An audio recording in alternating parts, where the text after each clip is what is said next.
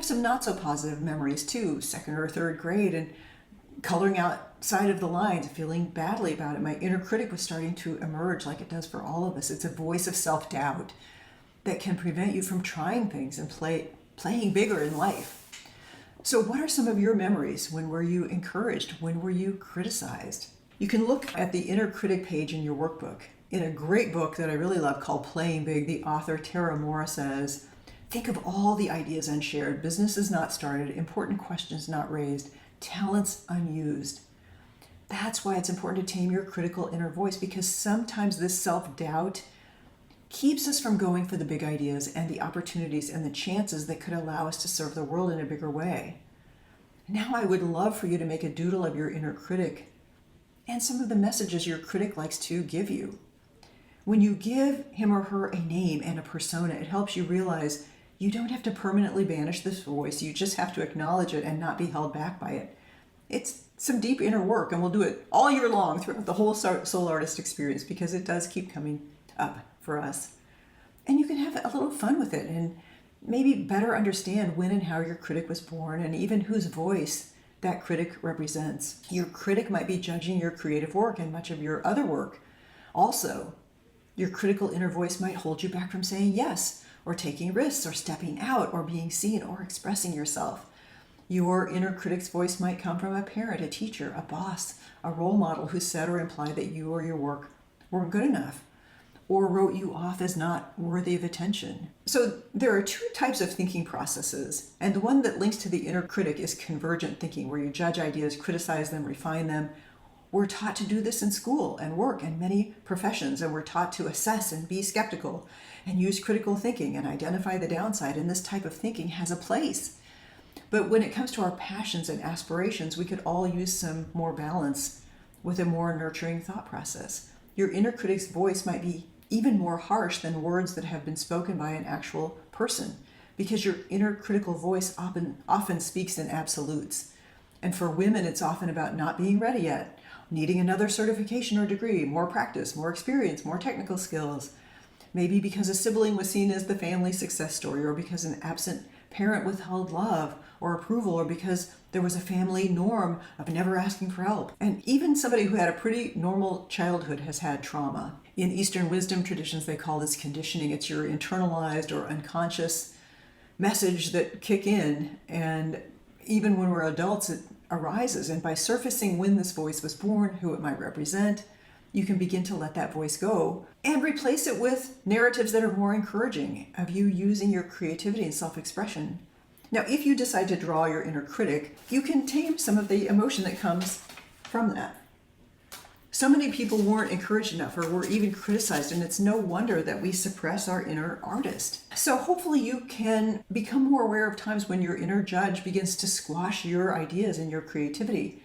And you can kind of let it do its thing without being paralyzed or taking direction from it. So there's something very healing about just playing creatively, allowing whatever happens to happen, not judging it. So I want you to look at your inner child drawing and ask yourself, what's good about it? What do I like about it? What's worthwhile about it? So you can use creativity to practice being kinder to yourself and keep that inner critic contained and find out what's good about what you create. Now, maybe your drawing isn't going to hang in the Louvre, but it's amazing and it's worthwhile because you made it and it is uniquely yours. So let me give you a few more tips that you can use to simply notice when your inner critic is suppressing your creativity. First, practice forgiveness and compassion for yourself as a creator and for that child, and for those people who maybe even unwittingly or with intention gave birth to your inner critic. And accept that your mind proliferates thoughts. If you can notice the thoughts without emotion or judgment, that's a huge step in the right direction. You can just say, oh, there goes my inner critic again, trying to suppress my creativity. And when you acknowledge it, it helps you understand that these particular harsh thoughts are not the truth. They're just a construct that you can notice and set aside or allow to paralyze you. You always have a choice. So instead of believing the harsh voice, just expand your repertoire and replace it with one that speaks with more insight and self-compassion, and let the wiser, more enlightened self within you arise. The more you meditate, the more this larger sense of self within you will prevail. Your inner critic voice is just a bundle of thoughts. Adults do a lot of ruminative thinking, and neuroscience research confirms this, and the thinking is often judgmental. So in my experience in working with senior leaders over the years, I can tell you that we all have this voice within us at times. So I love that today you're practicing identifying your uniqueness as an artist. You're playing with and discovering your natural ability for self-expression. It's a great step toward accessing your inner voice. You're being more conscious of your inner critic that has perhaps stopped you from developing your connection to your creative source. The acclaimed artist Henry Matisse said, "It's bothered me all my life that I don't paint like everybody else." Henry Matisse had self-doubts. John Steinbeck said, "I'm not a writer. I've been fooling myself and other people." Dr. Maya Angelou talked openly. Every time she published a book, she thought, uh-oh, they're going to find out that I've run a game on everyone. So it's very common to have that imposter fear that I'm a fraud, I'm going to be found out. And I find it amazing and yet kind of reassuring that even really accomplished people also have that voice. And we all have to work to put it in its place. We all have had feelings similar to these. So when you ruminate, the default mode network in your brain gets activated and we can get stuck in these negative thought loops, and it's detrimental for your well-being. The good news is you can become more skilled at noticing that is where your mind has gone. You can consciously choose to stop thinking those thoughts. And we help each other in the Soul Artist Tribe as we create. Now, you can look at and notice your thoughts and then just put them in their place. You can decide, well, I've thought these particular thoughts for too long. Let me let them go now. They're only thoughts. They're not reality. And it's really freeing to realize that. So if you have drawn your inner critic and given it a name and written down some messages that you get from this voice, that helps you understand it, tame it, and get some distance from it. If you didn't finish the exercise, I do encourage you to come back and spend some time on it. The most important part of creating is not the end result. It's the process of creating and letting go of that inner judgment. So I went to Catholic school, as some of you might have done. It wasn't a terribly nurturing environment, but if I'm honest, in my recollection, I'm pretty sure my inner critic says things even more harshly than Sister Gertrudis, who was the type that would swat your knuckles with a ruler. So some of the message I get from my inner critic are just one word, like no, or wrong, or wait, or don't, or stop. Who do you think you are? You're a fraud. How dare you? You will never amount to anything. Be quiet. And your inner critic might say things like, you're in over your head. You won't be able to do it. You're not qualified yet. People will laugh at you. Someone else does this better than you. You might upset someone if you take that risk. So it really is a big breakthrough to understand that these harsh thoughts are not the truth. They're just a construct, just one voice within, as I said. Now, somehow seeing these hurtful words written out gives me some power over them. I'm not the critical voice. I'm the person who is aware of that voice. And I know I can replace these words with some that have more insight and self-compassion, words from my wiser inner self. And I can put my inner critic in its place. Oh, there goes that negative voice again. So thank you so much for attending the first session of the Soul Artist Experience today. I'm thrilled to have a chance to meet everyone here.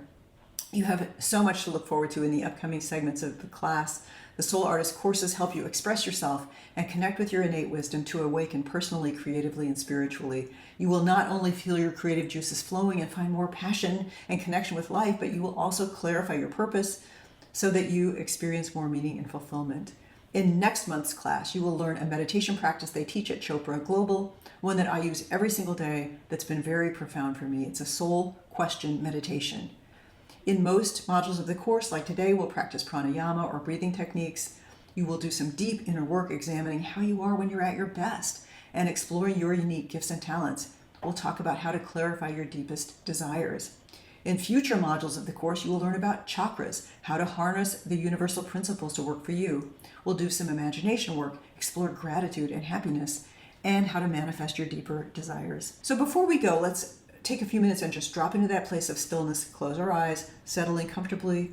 Bring your awareness into your heart center. Take some nice, slow, deep breaths. Breathing in and out through your nose, and reflect what you did today. You learned to use your breath to quiet your mind. Perhaps you remembered how fun doodling is. You learned to make a Zentangle. You allowed yourself to experiment and play and discover what feels right for you in the moment. You began to express yourself in your own unique way. You learned about the color wheel. You learned some painting techniques. You remembered what it was like to create freely like a 5-year-old. you began to connect to your intuitive, creative, and spiritual self. You're starting to realize that you are not only creating what happens on your canvas, you are creating your own reality, your own life. You started some layers in your art journal and began to learn to creatively respond to what is in front of you.